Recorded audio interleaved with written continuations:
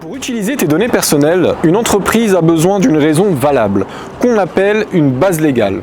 En gros, pour utiliser tes données, une entreprise a besoin d'une bonne raison sur laquelle s'appuyer. L'article 6 du RGPD explique quelles sont ces bonnes raisons. Une de ces raisons, c'est ton consentement par exemple. Cela veut dire que tu as dit oui de manière claire, libre et éclairée en sachant exactement à quoi ça sert. On va voir ça de plus près. Maintenant, voyons les bonnes raisons pour lesquelles une entreprise peut utiliser tes données selon l'article 6. La première des raisons, c'est ton consentement. C'est lorsque tu dis oui de manière claire et éclairée. La deuxième raison, c'est pour signer un contrat. L'entreprise a besoin de tes données pour respecter un contrat que tu as avec elle, par exemple pour te fournir un service que tu as demandé. La troisième raison, c'est l'obligation légale. La loi oblige l'entreprise à utiliser tes données, par exemple pour déclarer les revenus aux impôts. La quatrième raison, c'est les intérêts vitaux.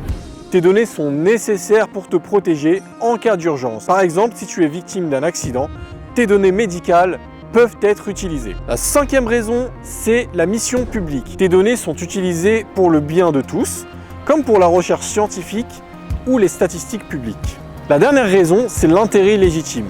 L'entreprise a une bonne raison d'utiliser tes données tant que cela ne va pas à l'encontre de tes droits. Par exemple, pour améliorer ses services ou prévenir la fraude. L'article 7 du RGPD explique comment le consentement doit être obtenu et respecté. Voici les règles à suivre pour qu'un consentement soit valide.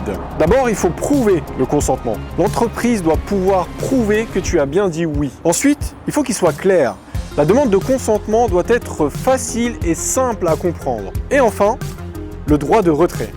Tu dois pouvoir retirer ton consentement aussi facilement que tu l'as donné. Maintenant, voyons un exemple concret de consentement avec les cookies sur un site web bien connu comme Amazon. Imaginons que tu visites Amazon et qu'il te demande si tu acceptes les cookies. Tu arrives sur Amazon, une fenêtre s'ouvre et te demande si tu souhaites accepter les cookies. Voici comment cela fonctionne selon l'article 7 du RGPD.